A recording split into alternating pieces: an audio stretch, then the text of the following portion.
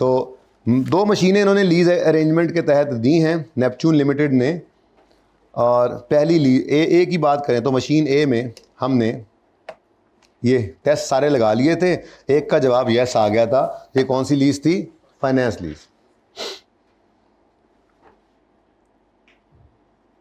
चलो यहीं पे टेस्ट लग गए, फिर ठीक है, शुरू करते हैं जी काम। हमें चाहिए जर्नल एंट्रीज और हमें चाहिए नोट भी, ठीक है। तो कंजूसी से करने की कोशिश करते हैं, वैसे होनी कोई नहीं है कंजूसी, कितनी कर लेंगे, छोटा सा बोर्ड है, मुझे लगता है मुझे वो उठाना ही पड़ेगा पर्दा आज। क्वेश्चन नंबर 10 पास पेपर है ना, पास पेपर है, क्वेश्चन नंबर 10 है, पेज नंबर। चल तो वर्किंग से स्टार्ट कर देते हैं, ठीक है। वर्किंग मान मैं मशीन ए की बात कर रहा हूँ इस वक्त।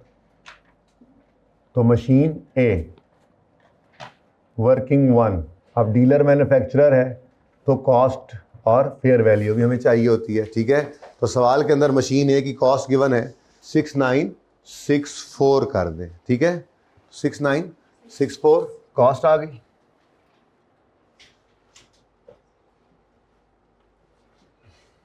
और फेयर वैल्यू सवाल के अंदर गिवन होनी चाहिए, नहीं गिवन होगी तो ऐसा डेटा गिवन होगा जिससे हम निकाल सकें। तो fair value NL sales machine on cash at cost plus 25%। तो जो कॉस्ट आपको नजर आ रही है इसमें 25% ऐड कर दें तो फेयर वैल्यू बन जाएगी। और यूं भी कर सकते हैं आपके जी, ये आपकी कॉस्ट है गिवन अमाउंट, ये 100 है, आप इसको 125 पे ले जाएं, ऐसे कर सकते हैं। और बोलो जी 876964 और 870।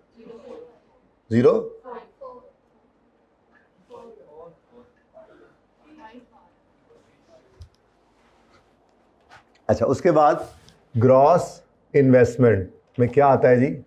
Lease payment, lease payments plus मेरा लाल और मेरा लाल को डाउन पेमेंट सेमेंट है, सुकून है ना, सुकून।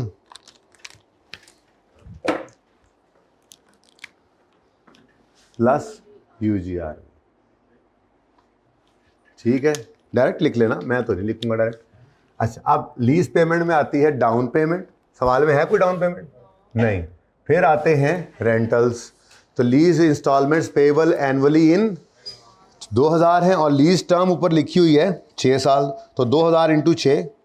फिर कोई जीआरवी नहीं, सवाल कल पढ़ा था ना, भूला हुआ है। कोई यूजीआरवी नहीं, तो फिर सुकून है, बेहतरीन हो गया। 2000 इंटू 6 प्लस 0 प्लस 0, फिर भी मैं लिख रहा हूँ क्योंकि मैंने नोट बनाना है ना, तो मैं एंड पे भी वो 0 लिख दूंगा ताकि आपको और पक्का याद हो।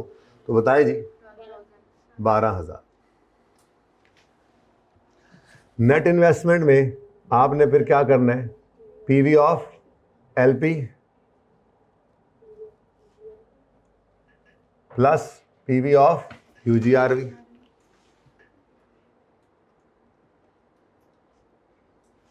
अब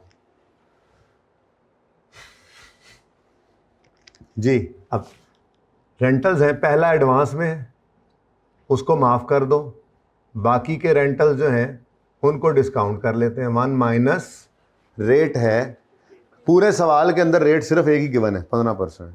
अगर इम्प्लिसिट भी होता और मार्केट रेट भी होता तो फिर हम ये डीलर मैन्युफैक्चरर लेसर है, हायर को लेते, सही है ना। तो फिलहाल तो 15% ही है, 1.15 रेज़ टू पावर। कितने किराए हैं? टोटल तो 6 थे, पहला तो हमने डिस्काउंट नहीं किया तो बाकी 5 है, डिवाइड बाय 0.15 जी प्लस 0, ठीक है जी। तो ये क्या आ गया जी आपका? 8704 प्लस 0 इज इक्वल टू 8704, ठीक है जी। अब नजर आ गया आपको यहीं सही कि ये कौन सी लीज है? Finance lease. लेकिन वो टेस्ट आपने ऐसे नहीं लगाने 1 2 3 4 करके, वो तो बस आपको याद करने के लिए उस वक्त लगवाए जाते थे, या कभी वो कह दे ये टेस्ट लगा के दिखाओ फिर अलग बात। वरना वो 2 एग्जांपल्स दी थी आपको होमवर्क में, उसमें ऐसे वो टेस्ट लगा कर चेक करने से ऐसा सवाल आ सकता है, वो अलग बात है, वरना ज़बानी देखो पहला ओनरशिप ट्रांसफ़र नहीं हो रही है, पैसे देकर भी और मुफ्त में भी नज़र नहीं आया। फिर लीज टर्म यूज़फुल लाइफ का मेजर पोर्शन कवर कर रही है, वो यूज़फुल लाइफ इकोनॉमिक लाइफ नहीं गिवन थी। फिर चौथा टेस्ट था क्या PV of LP fair value के सब्सटेंशली इक्वल है? जी बिल्कुल 100% ही इक्वल है, वो राउंडिंग में से थोड़ा डिफरेंस है, ठीक है, तो 100% ही इक्वल है। तो इसका मतलब यहीं से यस हो गया, ये कौन सी लीज है? फाइनेंस लीज है। तो फाइनेंस लीज है तो आपको अमोर्टाइजेशन स्केड्यूल बनाना पड़ेगा। बहरहाल ग्रॉस इन्वेस्टमेंट है कितनी जी, और नेट इन्वेस्टमेंट है, तो अनअर्न्ड फाइनेंस इनकम आ गई स्टार्ट में कितनी? 3296। नोट बनाना है ना, तो ज़रूरत पड़ेगी वहाँ पे, ठीक है। वर्किंग 2 कर लें जी, वर्किंग 2, इसमें आप दें date installments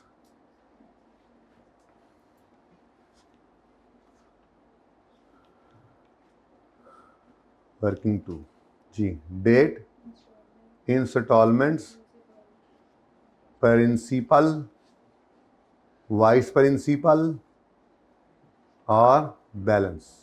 starting point net investment. Finance lease है, वो लेसर है, डीलर वाला या सादे वाला, वो तो बस पहली एंट्री में फ़र्क आता है, कर लेंगे। फिलहाल तो लेसर के सवाल में starting point lease amortisation schedule का क्या है? नेट इन्वेस्टमेंट है फाइनेंस लीज में। तो नेट इन्वेस्टमेंट है आपकी 87। लीज कमेंसमेंट की डेट है 1 जनवरी 2000। पहला किराया एडवांस में कितना? 2000। फिर 1 जनवरी 10 पे, 1 जनवरी 11 पे, 1 जनवरी 12 पे, कितने किराए से? 1 जनवरी 13 पे, और 1 जनवरी 14 पर भी 2000। अगर पीवी ऑफ यूजीआरवी होता ऐसे सवाल में, तो लिखता यहाँ पे मैं 31 दिसंबर 14, और यूजीआरवी होता, जीआरवी होता, यूजीआरवी होता, पीओ होता, टर्मिनेशन पेनल्टी होती, जो जो एंड पे आ सकते हैं वो सारे के सारे, ठीक है। यहाँ पर आप लिख लेते 31 दिसंबर 14 और उसके सामने लिखते, ठीक है, ओके। अच्छा जी, अब हमसे उसने मांगी हैं जर्नल एंट्रीज सिर्फ 2009 के साल की। जो 2009 के साल की जर्नल एंट्रीज करनी है, तो इंटरेस्ट तो कोई ना आया, सारा ही क्या बन गया पहली किस्त में? प्रिंसिपल, तो ये आ गया 6704। लेकिन चूंकि एडवांस का सवाल है, तो 9 का इंटरेस्ट 10 के सामने पड़ा होगा, तो एक स्टेप आगे आपको जाना पड़ेगा। इतना तो पता लग गया ना? तो बताओ जी, 100,994। बैलेंस शीट तो नहीं बनानी, लेकिन चलो बैलेंस शीट बनानी पड़ेगी तो देख लेंगे। 994 बस, ठीक है, ठीक है। अब ये जनाब आपकी मशीन ए की जर्नल एंट्रीज होने लगी है। ए पार्ट है ना, ए भी लिखा हुआ है ना उसने, तो ए मशीन ए मशीन है, मशीन ए की for the year ended 31 December 2009 entries हैं। तो सबसे पहली एंट्री होगी 1 जनवरी 2009 पे। एक ज़बरदस्ती वाली एंट्री मैंने आपसे करवा ली है, क्या है? Date of purchase. अब ये डीलर है तो सादा एंट्री है, इन्वेंट्री डेबिट कैश क्रेडिट 6963। खरीदी तो इसने 6963 की थी ना, तो 4 कर लो, 69। कॉस्ट कितने की खरीद के लाया डीलर? जितनी कॉस्ट की है खरीद के लाया है। जैसे आप बाहर, मैंने आपको मिसाल दी थी, आपने जूस बेचने का फैसला किया, तो जूस खरीदने जाओगे तो जितने का एक जूस पड़ा वही आपकी कॉस्ट ऑफ इन्वेंट्री है, उसकी आप एंट्री करोगे, इन्वेंट्री डेबिट कैश क्रेडिट, ये वही एंट्री है।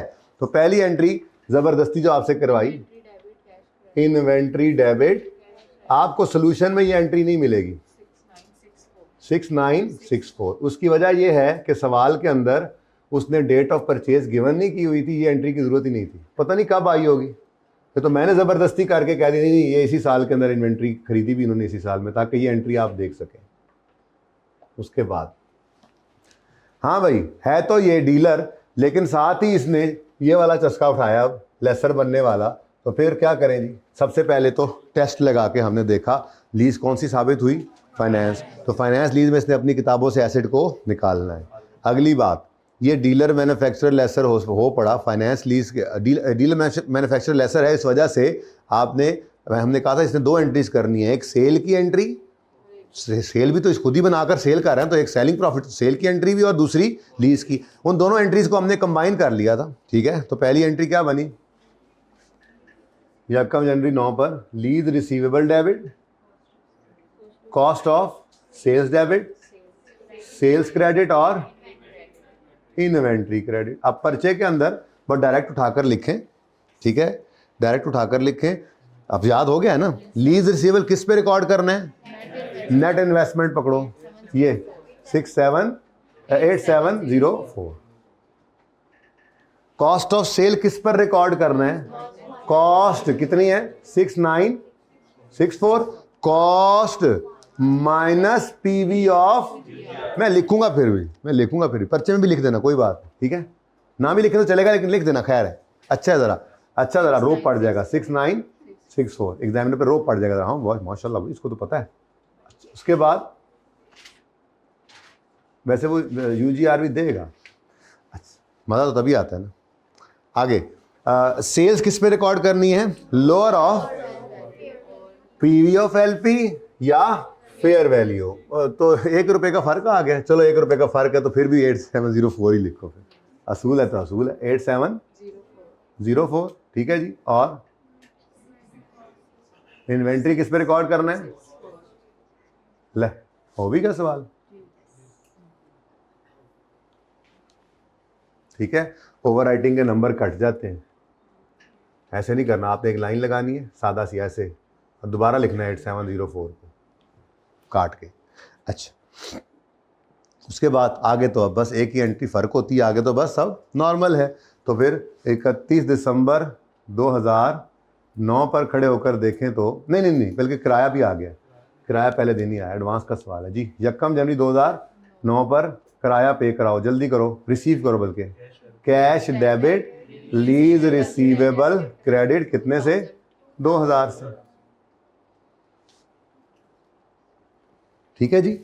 और उसके बाद 31 दिसंबर 2009 पर इंटरेस्ट एक्रू तो हो गया, एडवांस का सवाल है। यकम जनवरी 9 से 31 दिसंबर 9 तक का इंटरेस्ट इस साल में इन्होंने कमा तो लिया है, ज़रा दूर दूर होके बैठ जाओ और इसको छोड़ दे, ये काम बंदे बन जाओ जी। 31 दिसंबर 2009 पर इंटरेस्ट एक्रू तो हो चुका है, कमा तो इन्होंने लिया है, कमा लिया है, लेकिन अभी आ नहीं लिया है। यकम जनवरी 9 से 31 दिसंबर 10 तक का इंटरेस्ट बनता है 1006, जो 31 दिसंबर 10 की बजाय यकम जनवरी 9 से 31 दिसंबर 9 तक का इंटरेस्ट 31 दिसंबर 9 की बजाय यकम जनवरी 10 के सामने पे हो रहा है। तो 10 के साल का इंटरेस्ट तो नहीं, ये है तो हमारा 9 का इंटरेस्ट। तो इस दिन फिर इसकी एंट्री क्या कर लोगे, interest receivable debit, interest income credit, ठीक है 1006। कोई नहीं, मैनू ही मिक्स हो जाता है, ये चल ही रहा है अभी तक। यार बड़ी जगह नहीं बच गई उस्ताद जी, 69। मुझे एक चांस नज़र आया कि शायद मैं इसी के बगैर मिटाई कर लूँ 8704। कंजूसी से ज़रा काम करें ना।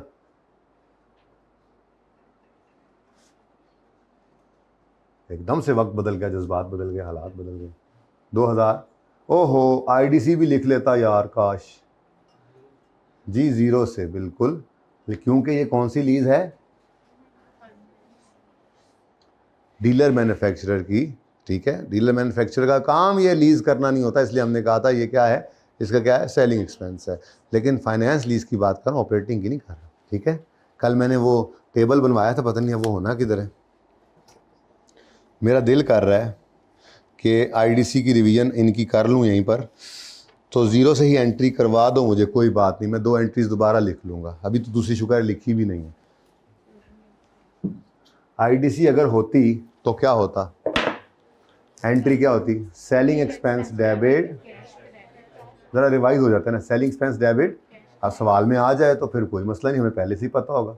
तो सेलिंग एक्सपेंस डेबिट आईडीसी का कैश क्रेडिट, लेकिन कोई नहीं थी इस सवाल के अंदर, बस एंट्री लिखने के लिए मैंने ये यहाँ पे लिखा।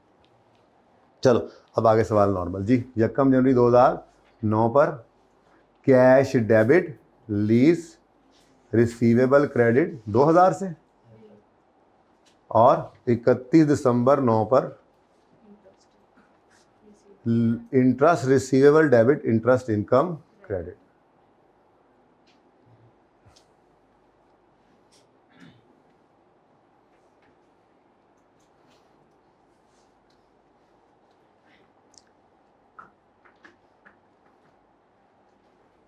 जी 100 बांध दो मेरी आंखों की पट्टी, बांध दो मेरी आंखों की आगे पट्टी, मैं देखूं ही ना तुम्हें बोलते हुए। 1006 डेप्रिसिएशन काहे की डेप्रिसिएशन? पहली बात है इसकी थी इन्वेंट्री, लेकिन हाँ अगर ये ऑपरेटिंग लीज में ले जाता तो फिर ये पीपीई बना जाता और फिर पीपीई की एडेप्शन हो सकती है, लेकिन यहाँ पे तो इसने किताबों में एसेट को छोड़ा ही नहीं। ठीक है जी, चलें आगे। Okay now next, what next? अगला ये इसका नोट बना दें। मैं तो कहता हूँ एक ही बार नोट इकट्ठा ही बनाएंगे, इसको पूरा करते हैं पहले एंट्रीज को। मशीन ए की एंट्रीज आ गई है, मशीन बी की वर्किंग तो होनी है छोटी सी, तो एंट्री तो नहीं है ढेर सारी। चलो वर्किंग कहीं यहीं करा देते ना मुझे।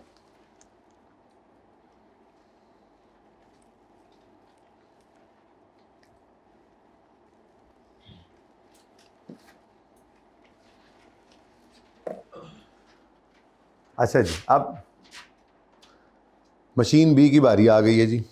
मशीन बी ब्लू से कर दूं, डिफरेंट हो जाएगा सर।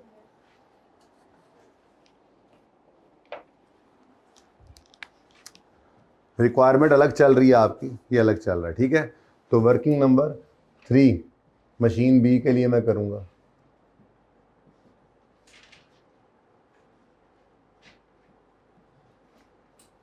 तो कॉस्ट मशीन बी की कितनी है? मशीन बी की कॉस्ट कितनी है? 15,000,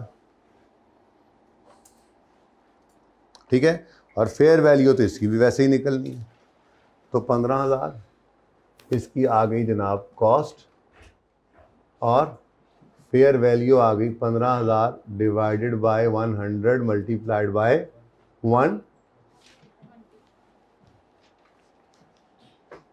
जी आंसर जी,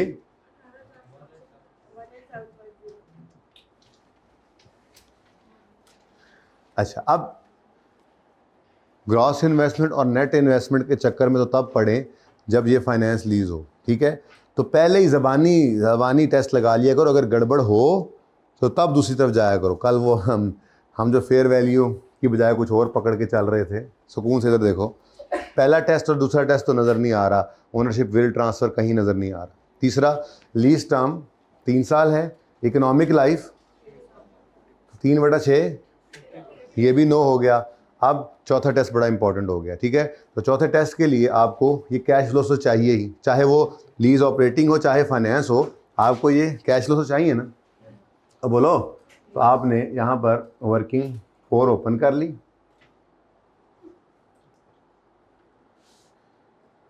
वर्किंग 4 जिसके अंदर आपने डेट और इंस्टॉलमेंट्स का कॉलम बना लेना पहले फिलहाल सिर्फ।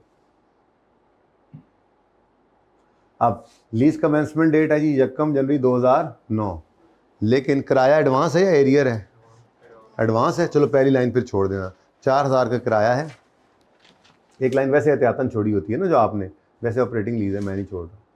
तो कितना किराया जी? 4,000। और ये सब्जेक्ट टू इंक्रीज है या डिक्रीज है? कितना डिक्रीज है? तो 4,000 का 95% 30। उसके बाद तीसरा किराया यकम यानी 11 पे 3800 का 95% जी 3610। ओके, तो अब इनका टोटल कर लो जी। 11410 को डिवाइड करो नहीं नहीं 3 इयर्स पे ये 3 है ना। अच्छा ये 3 ही है ना, इनका टोटल मैंने क्या करो टोटल, तो 11,410 इसको आप पकड़ो, ये टोटल लीज पेमेंट्स है ना, लीज रिसीवेबल, ठीक है, जो लीज में इसके तहत आना है, ठीक है, इसको यानी कि ये लीज पेमेंट्स हैं। लीज पेमेंट्स ही कहते हैं हम लेसर के केस में भी। लीज पेमेंट का मतलब होता है वो पेमेंट जो लेसी ने करनी है, पे लेसर ने करनी है, रिसीव, ठीक है। तो लीज पेमेंट्स को ही पकड़ के डिवाइड करो कॉस्ट से, क्या आता है। तो ये अगर 76% है तो पीवी तो और नीचे चला जाएगा, इसलिए मैं उस रोले में नहीं पढ़ा। अगर पढ़ना चाहें तो बेशक पढ़ दें, सुकून से सारा कुछ कर सकते हैं। डिस्काउंट रेट गिवन है, आप निकालें, बिल्कुल निकालें, पीवी ऑफ एलपी निकालें, फिर टेस्ट लगाएं। लेकिन पागल ही होंगे अगर हम ये लगा रहे होंगे तो 15,000 था और यहाँ पे क्या आ गया जी 18,750 था, ठीक है जी। अच्छा अब इसको आपने फाइनेंस लीज नहीं कहा, ऑपरेटिंग लीज है, क्योंकि पांचों अगला भी स्पेशल वाला भी नो ही है, ठीक है। तो सब आंसर नो है, तो ऑपरेटिंग लीज है, तो आपने इसको आया कमाया वाले चक्कर में लेकर जाना है। तो फिर रेंटल इनकम रिकॉर्ड करेंगे स्ट्रेट लाइन पर। तो रेंटल इनकम पर ईयर ये कैसे निकलेगी जी, 11,410 को डिवाइड कर दोगे 3 से, आंसर इज 38।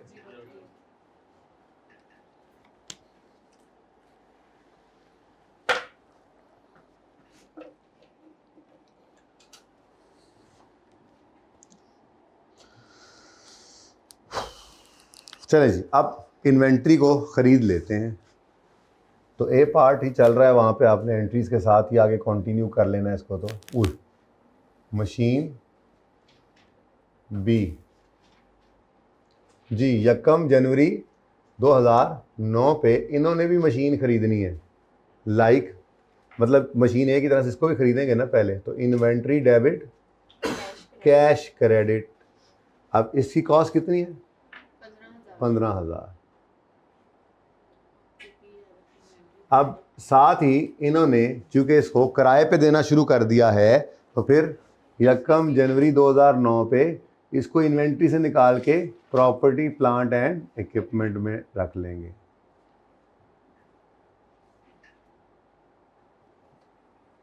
और अगर कोई आईडीसी हो तो ये क्या करेंगे, कल बताया था बिल्कुल वैसे ही, मैंने तीर लगाया था यूं करके, मैंने कहा था जैसे ऑपरेटिंग लीज सिंपल लेसर की है, मैन्युफैक्चरर डीलर की भी ऑपरेटिंग लीज वैसे ही होनी है।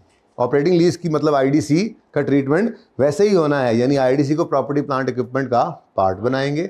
वो अलग बात है कि डेप्रिसिएशन पीपीई की होती है यूजफुल लाइफ पर और इसकी लीज टर्म पे।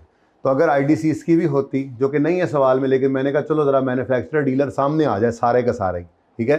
तो पीपीई डेबिट और कैश क्रेडिट, आईडीसी वाला कैश क्रेडिट, लेकिन वो है कोई नहीं हमारे सवाल में जी। फेयर वैल्यू क्या, फेयर वैल्यू कहाँ है, क्या है फेयर वैल्यू जिसका बेचते हैं, बेचा तो है ही नहीं, हमारे पास ही है, पीपी है, किराए पे देना है। किसने पूछा फेयर वैल्यू, कौन था, फेयर वैल्यू कहाँ से लाए, फेयर वैल्यू में तो बेचते हैं, हम बेचते 25% करके, पर नहीं बेचा, ऊपर वाली सिर्फ कॉस्ट यूज हुई है। अगर हमने इसको बेचा नहीं है तो सेल तो नहीं कर सकते, इसको सेल किया ही नहीं है, इसको पीपीई है हमारा। पीपीई में तो इनिशियल मेजरमेंट कॉस्ट भी होती है, कॉस्ट ही लेंगे, ठीक हो गया। अच्छा अब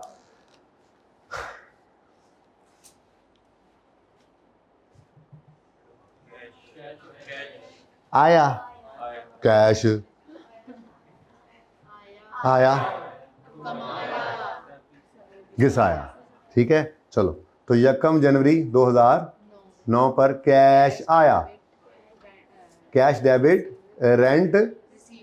अब पहले नहीं लिखना भूल गए ना, पहले लिखना भूल गए, अब एंड पे नोट डाल देना, for both rent receivable and unearned rent I have used the word, and पे डाल देना नोट। पहले भूल गए तो एंड पे डाल देना, जैसे मैं आज भूल गया, एंड पे डाल देंगे, ठीक है। तो cash debit rent receivable credit कितने से, और कमाया, अब ये 31 दिसंबर पे आएगा, कमाया की एंट्री रेंट रिसीवेबल डेबिट। अब देखो ना, अगर आप हर सवाल अलग करो ना बेटा, तो फिर इधर इस ऐसे मौके पे आके फिर आप फंस जाते हो, जब इतनी चीज़ें इकट्ठी हो जाती हैं। हमारे पास तरतीब ही है कि बस जब भी ऑपरेटिंग लीज आनी है आया कमाया घिसाया। अच्छा, फिर हमने लेसी की लो वैल्यू एसेट वाली लीज में देखा था कि उसके अंदर गया खर्च हुआ, बस डेप्शन नहीं होती, ठीक है ना, तो वही काम हमने चला लिया था सेम टू सेम, ठीक है। खैर जी 38 तो आया कमाया और घीस आया जी। Depreciation expense debit, accumulated depreciation credit. अब इधर देखो ज़रा, डेप्रीसिएशन की कैलकुलेशन कर रहा हूँ मैं। 15,000 का पीपीई है डिवाइडेड बाय इसकी यूजफुल लाइफ। यूजफुल लाइफ सवाल में गिवन है, यूजफुल लाइफ, इकोनॉमिक लाइफ, यही यूजफुल लाइफ 6 साल, ठीक है। अलग से नहीं बताया तो इकोनॉमिक लाइफ ही यूजफुल लाइफ, ठीक है। तो 6 साल से इसको डिवाइड करोगे, और अगर आईडीसी होता तो उसको करते, मैंने लिख दिया ताकि आपका ज़रा रिवाइज हो जाए जी। 25 2500, अच्छा ये समझ आया है।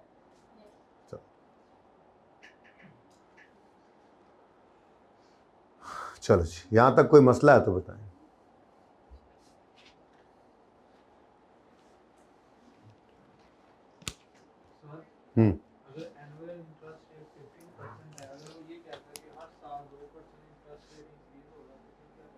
नहीं कहेगा, जिस सवाल में कहेगा वो सवाल में जाकर देखेंगे, ठीक है। ओके अच्छा,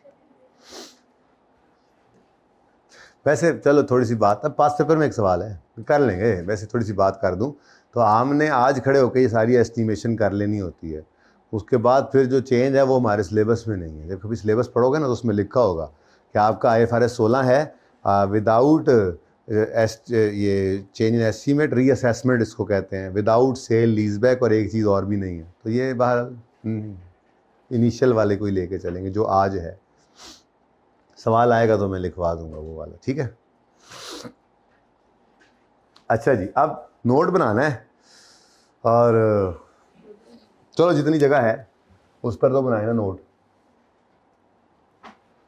रिक्वायरमेंट नंबर बी है, नाम क्या है जी इसका, NL। तो NL का नोट भी 2009 का ही उसने कहा है बना दो, मिटा ही दो इसको, जगह और तंग, चलो ठीक है हो जाएगा इंशाल्लाह पूरा। तो NL notes to the financial statements, ठीक है जी, नोट्स पूरा लिखना आपने, okay. Notes to the financial statements for the year ended 31 December 2009। तो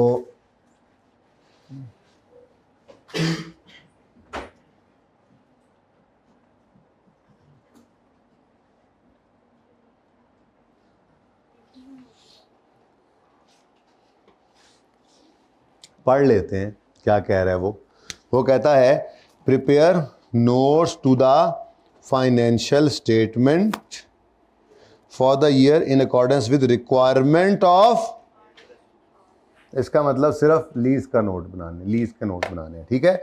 अगर वो यूं लिख देता prepare notes to financial, prepare relevant notes to the financial statements in accordance with IFRS, तो फिर PPE का नोट भी बनाना पड़ता है, ठीक है।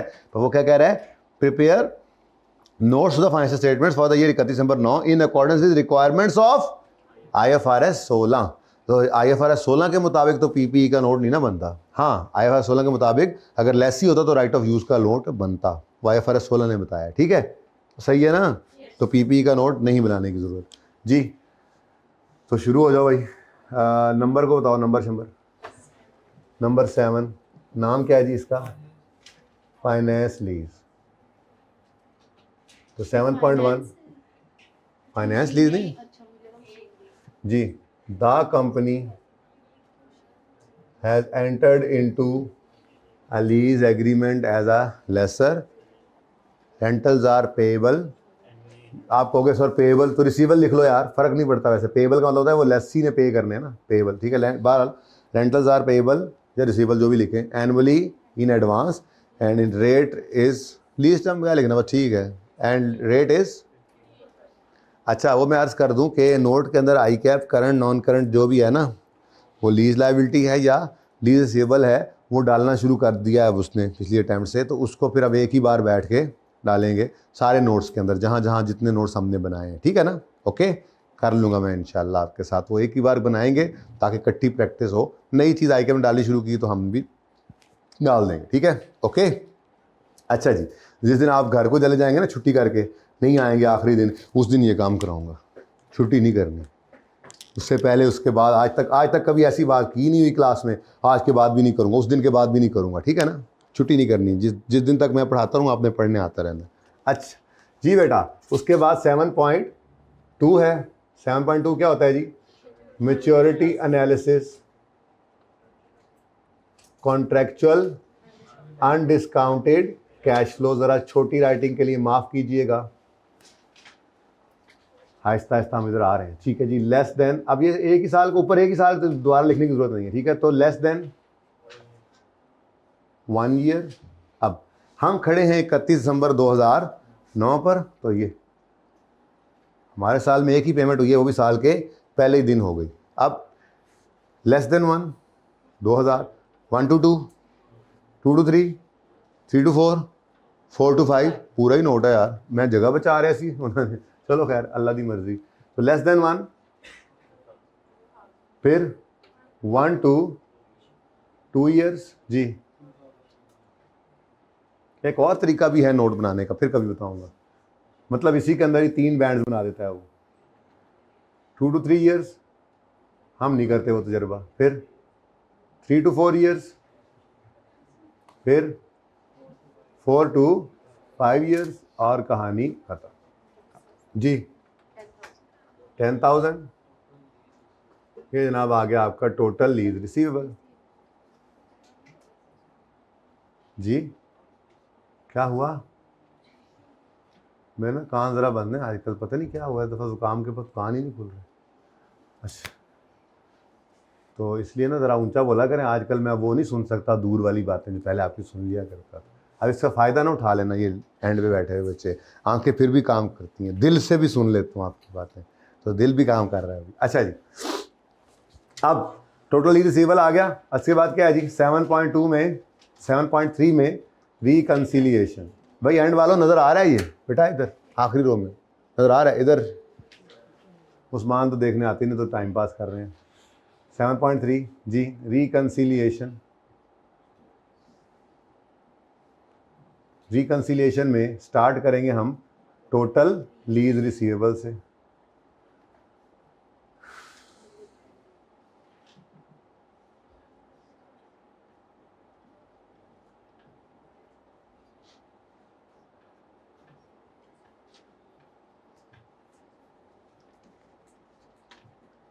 $10,000 ऐड क्या करते होते हैं इसमें?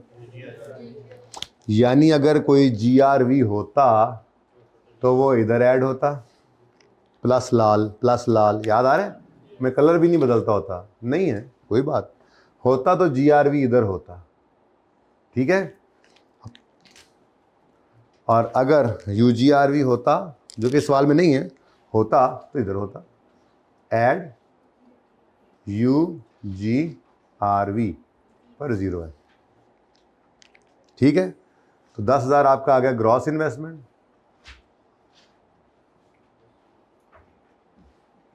इसमें से आप लेस कर देंगे अगर अनअर्न्ड फाइनेंस इनकम, तो आप पहुंच जाएंगे नेट इन्वेस्टमेंट, ठीक है जी।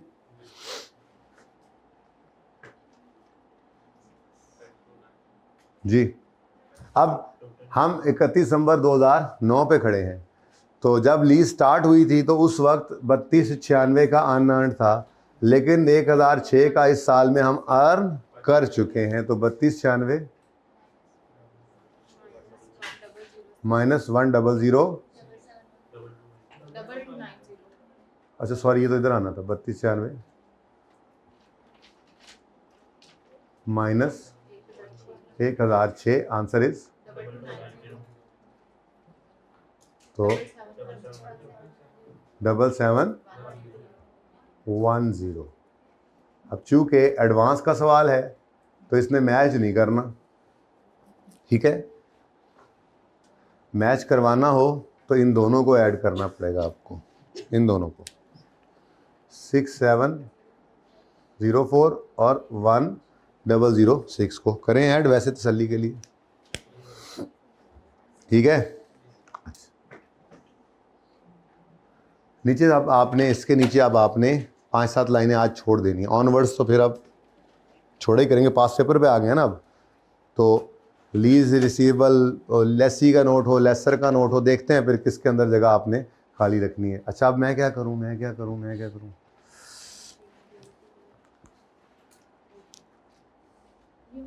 ये वाली जगह पे ना गायब, ये वाली जगह पे ना बना ले बाकी नोट, यहाँ पे बन जाएगा इंशाल्लाह। ठीक है, तो नोट नंबर ऐसे ही वो कॉन्टिन्यूटी में कहानी चल रही है। तो नोट नंबर 12 लेट से यहाँ पर कौन सी लीज आएगी जी? Operating lease. 12.1 the company has entered into a lease. अब ऊपर ऑपरेटिंग फाइनेंस लिखा होता है तो इसलिए दोबारा लिखने होती है, has entered into operating lease लिखा, तो पर कौन सी लीज है? ऑपरेटिंग है। तो company has entered into a lease agreement as a lessor, annual rentals are payable in advance, बस फुल स्टॉप। काफ़ी हाँ अलग से, असल में ना मैंने इसके नीचे कुछ ऐड, चलो बाद में कराएंगे ऐसे, उसी के अंदर ही चल रहा है ये, उसी के अंदर ही चल रहा है ये। ठीक है, उसी के अंदर ही आगे कहानी यहाँ से यूँ चल रही है, ऐसे चलते आ रहे हैं नोट्स, चलते आ रहे हैं नोट्स, चलते आ रहे हैं नोट्स। ठीक है, और ये जनाब 12 आ गया ऑपरेटिंग लीज। तो ये ऑपरेटिंग लीज का जो नोट है, ये नोट मेरे पास यहाँ जगह नहीं बची, इसलिए मैं उसको उठाकर ले आया हूँ इधर। अब ठीक है, अलग बना लो। अलग क्या मतलब, एक सफ़े पे ये बन गया, अगले से दूसरा बना लो, मसला क्या है? मैं तो बता रहा हूँ कि प्रैक्टिकली ये चल रहा है कि नोट्स में ही ये सारा काम हो रहा है, नोट्स ही हैं, कई सारे नोट्स हैं। ठीक है, इसके बाद कई सारे नोट्स आए होंगे, फिर इसकी बारी आ गई होगी ऐसे ही। ठीक है, सही है। अच्छा जी, अब 12.2 में मैच्योरिटी एनालिसिस बनाना है आपने।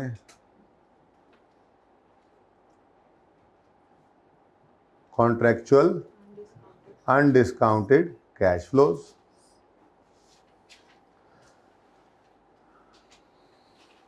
छोटा सा नोट जी, लेस देन 1 ईयर।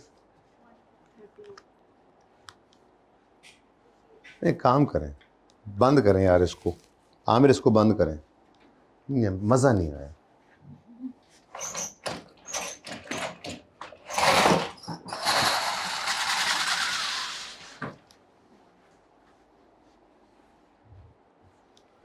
ये कहानी चलती जा रही है, यहाँ पे आ गया जनाब नोट नंबर 12 ऑपरेटिंग लीज। अच्छा इस्तेमाल हो के ना साफ हो गया, हो गया है, हले हो ही फिर रहे जी। ऑपरेटिंग लीज कभी कभार ही ओपन होता है। 12.1 the company has entered into a lease agreement as a lessor, rentals are payable annually in advance. Implicit rate यहाँ पर देने की ज़रूरत नहीं है। ठीक है, ज़रूरत नहीं, ऑपरेटिंग लीज में हम यूज़ ही नहीं करते। तो बहुत दिल कर रहा है एक लाइन और लिखने का, तो लीज टर्म लिख दो 3 साल, लेकिन ज़रूरत नहीं, काम चलेगा। 12.2 maturity analysis, contractual undiscounted, purchase पूरा लिख के आना, वास्ता जे पढ़ के फेल होने वाले ना बन जाना कहीं। तो लेस देन 1 ईयर, ये लाइन लगा दी मैंने, ये 38 लेस देन 1 है, और ये 3610 1 to 2 years 7410। आगे रेकन्सिलिएशन बनाए, भाग गया रेकन्सिलिएशन बनाए जी, ज़रूरत नहीं है लेसी का, ये ऑपरेटिंग लीज के अंदर ये नहीं बननी। और अगर वो कहता रेलेवेंट नोट्स बनाओ तो यहीं पर आगे करके फिर पीपीई का नोट भी बना देते, पर उसकी ज़रूरत नहीं है। तो इसके नीचे भी आपने 5-6 लाइनें खाली छोड़ दी हैं, इसके नीचे तो वैसे ही जगह खाली होगी, आपका सवाल यहाँ पे ख़त्म हो गया। ठीक है, तो मैं फिर इंशाल्लाह जिस दिन करवाऊँगा इसकी जगह पे कुछ जो एडिशनल चीज़ें करवानी है, तो मैं फिर सारे सवालों में से ये वाले एंड वाले ये उठाऊँगा, बैठ के मेहनत करूँगा, ताकि एक ही दफ़ा में आपको एक गो में हो।